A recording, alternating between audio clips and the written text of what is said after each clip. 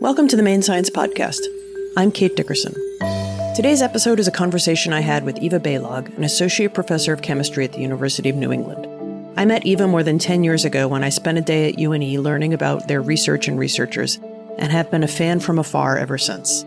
Eva's passion for proteins is infectious, and I loved hearing about how Eva got into science and what she's doing now. Our conversation was recorded in December 2025. I hope you enjoy it as much as I did. Today's episode is supported by Maine Technology Institute. MTI is celebrating 25 years of making grants, loans, and equity investments to businesses, organizations, and entrepreneurs to strengthen Maine's innovation economy. Eva, welcome to the Maine Science Podcast. I've had the great good fortune of stalking you for years and years. We met, it feels to me like a really long time ago. I think even before the festival started, where I came down to UNE and met with different faculty. But anyway, as a longtime stalker, I finally got you to be a 5-Minute Genius speaker in 2024. And all the things I knew about your research were totally borne out in how cool it is. So before we get into that, I was hoping you could talk a little bit about how you did get into science and biology and what was it for you? Thank you for having me. I'm so happy to be here and honored to have been invited. And I also made a coffee in my 5-Minute Genius mug. So that's a staple in the house. Yeah, so how did I get into science and biology? I always liked everything. I liked learning all the classes, math, reading, writing, science. I probably took a turn towards science most specifically in between 5th and 6th grade. I had a teacher who was involved with starting a science camp for girls at Tanglewood 4-H camp. And she invited me and other friends to be part of the inaugural. These are old memories, so I think this is correct. I think it was the inaugural group of girls who went to that science camp. And it was the kind where you look at the bugs in the stream to figure out if the stream water is healthy and learn about a lot of ecology. I then had the good fortune to have her for 6th grade science, and I learned about light and waves, and I liked everything. I was into space, I was into the brain, I was into NOVA on PBS. I'm still into NOVA. So I didn't know what kind of science I liked, but I kept going to science camps. I was a counselor at a kids' science camp, and I liked all of that up through high school. And then in 2001, I was in high school and the human genome sequence came out. And that was at this very pivotal time for me trying to decide what I wanted to do. And all of the excitement and promise and discussion. So that middle school teacher was Mrs. Evans, Mary Evans. And then my high school teacher, Mr. John Hunt, talked to us about the human genome and how exciting a time it was to get into biology. And that was really, really crucial. We talked about which colleges to go to and what programs would be good. And I ended up going out to California, to Caltech, for a degree in biology. Oh, I'm skipping over the MERITS program, the Maine Research Internship. I'm not going to remember the acronym exactly, but I was an early student in the MERITS program that sent me to Wells Reserve to look at bugs in the estuary when I was a junior in high school. So I really benefited from a lot of, in addition to wonderful teachers, a lot of Maine programs like the Tanglewood 4-H Science Camp and the MERITS program, which is still operational through the Maine Space Grant Consortium. Then it gets to higher education, which is a whole different story. It's so interesting. So you were kind of like the pilot project test group. Did any of the other girls in that also go on to science? Do you have any idea? Well, it would have been 1995 or 6, and it was just at the perfect cultural moment for girls in STEM, right? For recognizing that girls were underrepresented in STEM careers and the entry into the pipeline and the age at which girls tended to lose interest. I'm not up to date on that research now, but I know that that was the conversation at the time. So I really got that full force of that thrust behind me. I don't remember who all went. I think my best friend Katie was part of that cohort. And she is not in science, but she did take an academic route. So it certainly helped us find our passions. It was a deeply unfair question. If someone asked me what I remember from 5th and 6th grade, I don't think any of my other classmates who went, any other girls who went, but I suppose the other person I would remember from that time, my best friend's mom was a scientist at University of Maine. She was into fungus. She was a fungus scientist, and she took us on mushroom walks. And so I really got the benefit of that exposure as well. Really lucky that you were able to foster all of these. So the other question I want to ask you before we do get into the undergraduate and graduate research, my impression of Caltech is that it's super engineering. So I'm curious if that's true. And number two, this kind of a follow-up, like, did you specifically just want to go experience a different culture and that's why you went 3,000 miles away? Yes, Caltech is super engineering-y. It's about, at least when I went, it was about 50% engineering students and 50% other. At the time I applied, I really didn't know what I wanted to major in. I mean, in fact, even after I got there, I waited as long as the registrar would let me to choose a major. I was really up in the air about biology, chemistry, environmental engineering, all of it. I really liked everything. Because I liked everything, I also continued to want to merge humanities and science. And Caltech was one of the schools that I applied to, as well as others that had programs in science and technology and society. So I continued trying to do it all by having some sort of major like that. But I didn't end up majoring in science and society. I had an advisor ultimately who said, you can read books in your spare time. So whether or not we agree with that advice about what to major in, the fact is you can't really do laboratory work in your spare time until you set up a home lab. So she had a fair point. So that's part of why Caltech stood out to me, was that particular program in science, technology, and society was one of my filters for schools. I did want to go to California for lots of reasons. I was pretty sour on Maine when I was 18. I had the impression it was boring. It was not with the times. It wasn't where I wanted to be. I just think moving 3,000 miles is super brave and hard to do. So I was curious if that was part of it, or it is also easier to do with college, right? Because it's a set thing. You're going there for a specific reason. Yeah. And then if you do find the school where it's super compelling to you, then just go for it, right? It's a way to go experience a totally different place in a safe way that is measured and does give you a chance to really explore things. I was homesick pretty much immediately and looking for ways to come back, but on my terms. So I stayed in California for the 4 years of undergrad and then the 5.5 years of graduate school as well. So I spent all in all almost 10 years in California. Okay, so let's dive into the science. We'll link to your 5-minute genius talk, which is great. And you could not be a more enthusiastic speaker about proteins. I'm curious if that sparked for you in undergrad, or do you think about it in undergrad and then graduate school, you're like, this is it. This is what I'm doing. Yeah, it sparked for me in undergrad after particular courses and a particular research experience. So like I said, I really didn't know what I wanted to do. I liked research. I had spent the summer at Wells Reserve. I had spent the following summer at Jackson Lab in a mouse genetics lab with Dr. Greg Cox, who you might know. He's now director of the graduate program in biomedical sciences at Maine, as well as still a researcher.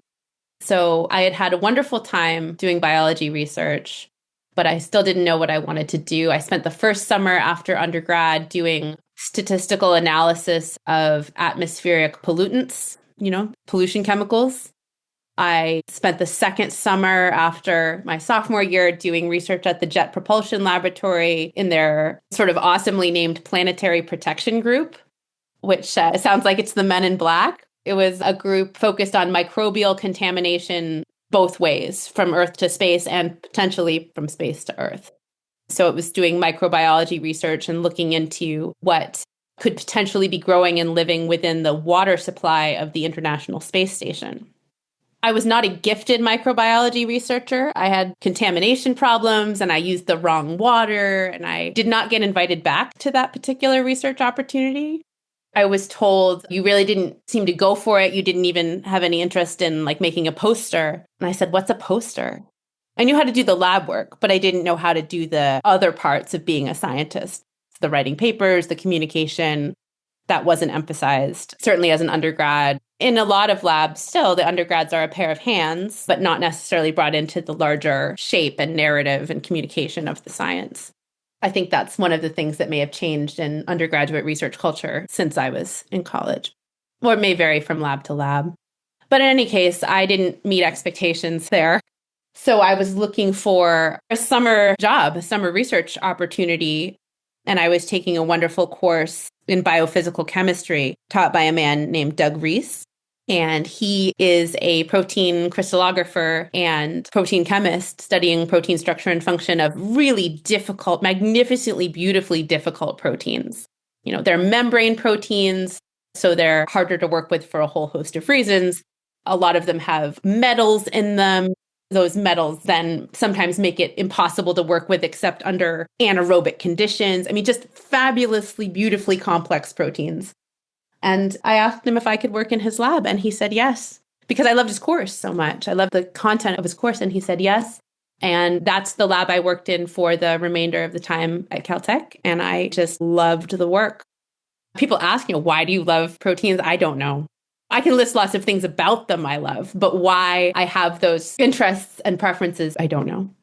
It's so interesting because it strikes me as a student from when you first went in that science camp, you have loved everything that you're doing, but there wasn't something that grabbed you until this class. And then you just held on, which is awesome, right? Like you get this great experience. It sounds like to me, you would have been happy doing any number of things, but then this was the one that sparked it, which is just so cool that you were able to find it as an undergrad. Yeah, I'm really lucky. I was not a great student in terms of the coursework or in terms of knowing how to study. I would routinely fall asleep in class. My interest in everything did not translate into demonstrating aptitude in everything. But I loved learning about the proteins at the molecular level. In some ways, the sort of greediness for everything converges with biophysical chemistry because you get biology, physics, math, chemistry. You can do things hands-on, you can do things computationally, and you can do things towards applications in any space, from aerospace to biomedical to materials to robot octopuses. Anything you want can be done from this sort of core understanding how a biomolecule functions, because you can use that for anything. And proteins are maybe not aerospace robotics, but they help people think about how to design those, right? Like it's that nature-inspiring science. Yes, that's right. I think we're pretty far from making the coatings of spaceships out of proteins, but we can learn about, as you said, the biomimicry and the bio-inspired design for how nature solves certain problems. Okay, so that leads us into one of the coolest things I've ever seen on LinkedIn, which is where you say that you're most excited about antidisciplinary collaborative research. I just love that excited antidisciplinary are in the same sentence. And I think leads to the science work you're doing now. You just talked about it a little bit about it touches all these different things. So maybe talk a little bit about the protein work you're doing now and how you do lean into the collaborative research. Thank you. I have found that I have the most fun when I am doing collaborative research because I can bring my useful knowledge and my materials, my protein materials, and I can learn about other things at the same time. So I get to learn about my proteins by participating in projects where someone wants to do something with a protein. And often what they want to do with it is incorporate it into a system or a technology where they're going to ask that protein to function, but we don't know if it will yet. We don't know whatever cool thing that protein can do it in their context. And if we can figure out how to coax that protein into doing its function in a new context, we learn a lot about the protein. And I learn a lot about whatever that application may be. So that's how I got involved in a project with someone making electrochemical biosensors, is that they want to use the proteins as a component of their biosensor. And I want to learn how to make a protein function on a electrode surface in the presence of an applied electric field where it's clearly outside of the environment that it evolved to function in. So we both learn and we make something with new capacity. Would that be like that example that you gave? Would that be like to put it on an inert object or inorganic, or is that something to help a patient in a hospital situation? Yeah, good question. The objective of this particular project, which is funded by the National Science Foundation, is to create a new type of biosensor for cell and tissue biomanufacturing. So there's a lot of exciting progress in the development of cellular therapeutics and tissue-based therapeutics for many different diseases. It's a new sort of frontier field that's a new type of medicine, a new type of healthcare under the heading of regenerative medicine. And there are not yet good ways to measure the presence of certain analytes that could be quality control or process analysis markers during the production of these cell and tissue therapeutics. So that is the end application that our project is heading towards. But the same type of technology could be used for what they call point of care. Like people might want to measure their own insulin levels or glucose levels. That type of sensor could also reasonably be in the space that this influences. It's so interesting. You talked about the human genome, right? That was a transformative thing. And I've talked to a bunch of different people in biology. Part of the allure of the field has been, the analogy I've heard often is it's like the rocket science was in the 50s and 60s. The opportunity to learn so much in so many different ways that it's almost incomprehensible to think about the application, right? Like some of what you say is really cool. And I'm sure some listeners will be like, that sounds very science fiction-y. I don't know that we're there yet. And I know we're not there in application. I get that because you've made it really clear, like we don't even know how a lot of this stuff works. And to really apply it, you need to know how it works. And that's what you're doing, right? Like you're doing this very basic research. How do you take something that you know works in its own environment and put it in another one? Can you make it work? Which is wildly cool. And I think it's really fascinating to think about all the things you're working on now. Can you even project in 5 to 10 years, will it still feel science fiction-y what you're working on? Or will you have built enough of a foundation? Do you think it will still be feeling like it's science fiction? Or will we have hit the point where some of this is just science fact and that you're moving for the next science fiction frontier? And I realize this is also not an entirely fair way to put the context of your work, but from an outside view, it is what it feels like. Yeah, I think that a lot of things that feel like science fiction or sound like science fiction are already science fact. I know that there are regenerative medicine companies already working on making ligaments, making pancreatic cells, making bones. I haven't looked too much at what the commercially available and medically available cell and tissue therapeutics are, but I know it's coming. I know there's many, many things that are about to be real. I would also point to what they're calling like cellular agriculture. So if you've eaten like the cultured fake meat, but that's much more meat-like, that is expanding at sort of science fiction level rates. I ate a lab-grown scallop. I don't eat actual scallops anymore, but I ate a lab-grown one because I couldn't pass the opportunity, and lab-grown tuna. So the same technologies that are being used to culture lab meat are leading to advancements in being able to culture and grow our tissues as well. As sort of squeamish as that sounds, there's a lot of really exciting technology that's right there already. I don't think it's squeamish. I think it's wicked cool. I don't know. Maybe it's just me. How were the scallop and the tuna? They were fine. They did not taste like the real thing to me, but I think it's on its way. As for whether this is sort of the rocket age, I think your analogy is, I buy into that this is the age of biology in the same way. Obviously, I wasn't there at the space age, but I think the idea that the sky is the limit in terms of imagination is spot on. I think there are people dreaming what kind of future this could lead to, and I think it's a very optimistic one. I think the idea that we can harness genetic and molecular tools to make a better world is wonderful to think about. So you were lucky enough as a student to have really great research opportunities, including, ones that you didn't necessarily do well at, which is good to know. As hard as it can be, it's really good to find out what isn't a good match. I want to give you the opportunity to talk a little bit about your students because you have students working for you, including, if I have it correctly, graduate students now.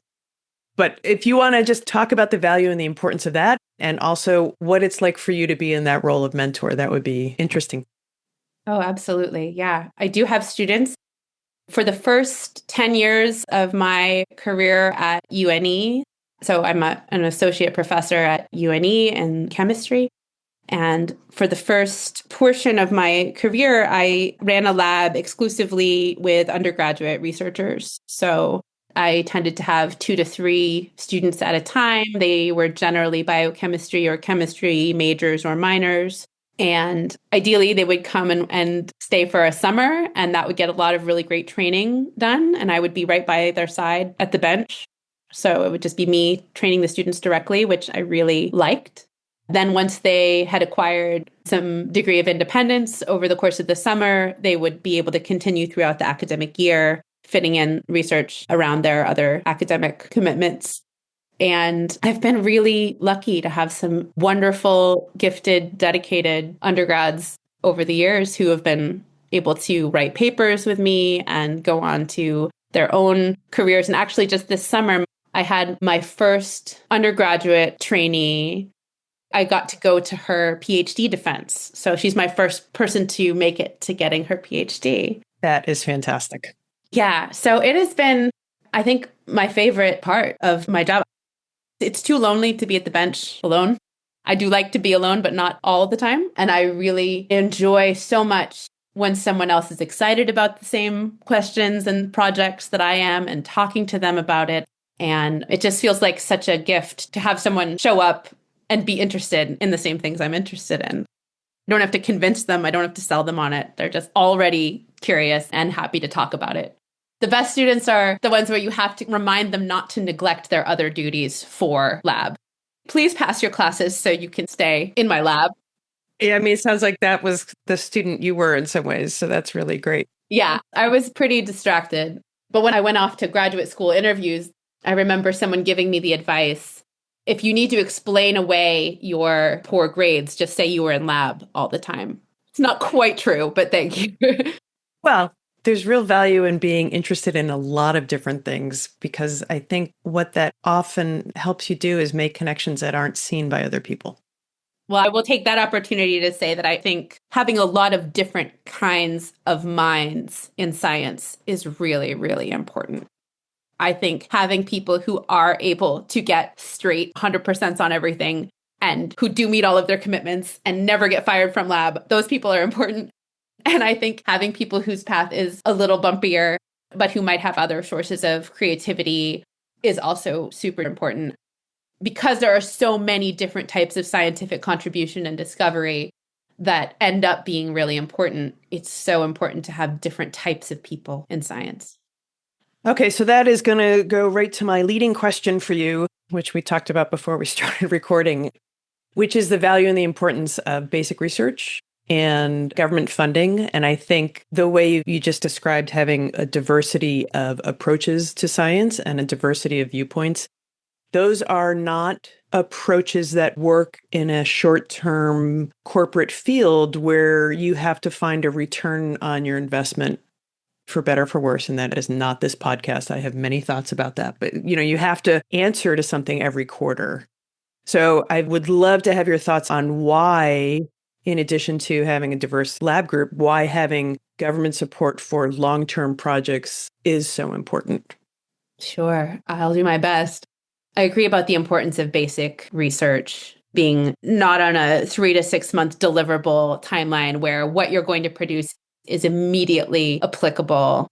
I think that's also exciting and valuable research. And I think it benefits from scientists who are trained the way we have been training them, right? To work, in an apprentice type model, to be mentored, to be able to approach a problem and break it into pieces and tackle it scientifically, create data, understand the importance of reproducibility. These are all the skills that we teach to our students, all of us doing scientific research, whether it's short-term, long-term, applied, or basic. It's been a very difficult year with the disruptions in federal funding, and it's given me a lot to think about, given that a system that I thought was stable is less stable than I thought. So when we get to redirect and rebuild, what should that look like? I'm not sure what we had, but with more money is the right answer. But I think that there's been an incredible, incalculable benefit to the federally supported basic research over the last 50, 60, 70 years. I think there's wonderful resources out there that can point to the economic and technological and health benefits better than I can rattle off any examples. It hasn't solved every problem, and we all wish that there were cures for things that we think there should be cures for. But there are a lot of cures for things that we think there should be cures for. And there are a lot more tools than we could have planned to invent. The stories of unexpected sources of inspiration or material are just countless. The enterprise of science has been wildly successful, inspirational. It has made us all healthier and live longer and helped protect the things we care about. You can't start chopping it up without wondering what's going to be lost. Thanks for that.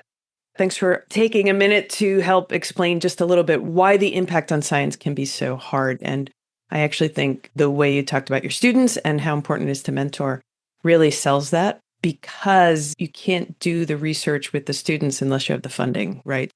The examples and the unexpected consequences and all the good ways of what basic science has got us, I think you're right. There's a million examples of that. But I do think understanding that to get the next generation, and that comes from federal grants, because it is not inherently profitable in 3 months' time or 6 months' time to do that training. No, absolutely. The training of the next generation of scientists is so valuable. And right now, that has relied on the federal funding, undergraduate, graduate, and funding directly to the professors at the universities who run those labs. I mean, there were many students this spring who emailed me interested in summer research opportunities. And I had to say, because of the uncertainty in when or if our federal funding is going to arrive, I cannot accept anyone in my lab right now. I had to stop accepting new trainees because a grant that was supposed to be a sure thing, year 4 of 4, the funding didn't come for 7 months. And there was no certainty that it was going to come. And it's the uncertainty that's the hardest part. That's right. I think people have said this better than I will, but scientists plan 1 or 2 years in advance for what grants they're going to write, what projects they're going to undertake, which collaborators, what papers, etc. So the stability becomes very important. Being married to a scientist who does that, I think 1 or 2 years is the short end. Yeah, I should probably be planning further out than that. Well, no, I don't mean you personally, but I think that's kind of the minimum. It's actually one of the reasons I think I would be a terrible scientist in that, because, not that I don't plan out, but I'm like, I want to be doing something a little different than that in 2 years' time, right? But the people who are thinking about graduate students and how you fund them and all, it is much more than a year or 2 out often. I think what you're saying is the detailed part is 1 or 2 out. As an observer of all of you and marvel at what you do, you are looking 3 or 4 years out, especially if you have other collaborators, and how do you support them as well? Yes, that sustainability of the research piece. I've taken on my first graduate student through the GSBSE program, Graduate School of Biomedical Science and Engineering at the University of Maine. I've taken on my first PhD student, and that's a commitment of 4 to 6 years. But that's my problem to figure out how I'm going to sustain my funding for that period of time to support her. Yeah, it's really interesting. Deb Bronk at Bigelow Laboratory, she has said that the way to think about researchers at Bigelow, and I think this is true for academic professors as well, is they're running a small business and they have to keep it going from year to year to year. So you've got a 4 to 5 year business plan with 1 graduate student. So then imagine the other things. Maybe that's the way to help people figure out how it works. Yes. I don't know how many years ago there was this podcast called Startup, and it talked about the business of starting a startup. And I was listening to it at the same time I was starting my lab. So I guess it was 12 years ago. And it was very, very similar. The other comparison that I'll make that I talk with my husband about all the time is that it's very much like repairing a home. There's a million things to do. Most of them are half done. They drive you crazy. You have to go buy things you never thought you'd have to buy. They're more expensive than you want them to be. You're always deciding, do I do this myself or do I find someone else to do it? What's the trade-off of time and money and expertise? Do I want to learn how to do this or do I really not want to learn how to do this? The similarities between the research aspects of my job and his home repair projects are quite salient. That's a perfect analogy to have people realize that science is not as foreign a world as we all make it out to be. That is true, including, I don't know how to do this, so I'm going to look up on YouTube how to do this. Perfect. We're going to let people wonder which part of proteins you're looking up on YouTube with that part of the ending conversation. Eva, this has been really great. I really appreciate the time. I know you're on sabbatical, so I'm especially grateful that you're giving me a little bit of your precious sabbatical time. Those are hours that are few and far between to get, so I'm really grateful. And I'm really actually grateful for your work and your enthusiasm for science. It is so much fun. I get the great joy of watching your face light up while you talk about this, so people just have to trust me. But it is so much fun to listen to you talk about your work. Oh, thank you so much, Kate. Thanks for doing this podcast. Thanks for listening to the Maine Science Podcast. Make sure you never miss an episode by following us on your podcast platform of choice. And please leave a rating and review. It will help more people find us and help spread the word about some of the remarkable people doing science in Maine. The Maine Science Podcast is recorded at Discovery Studios at the Maine Discovery Museum in Bangor, Maine. The Maine Science Podcast is executive produced and hosted by me, Kate Dickerson, and edited and produced by Scott Loiselle. And the Discover Maine theme was composed and performed by Nick Parker.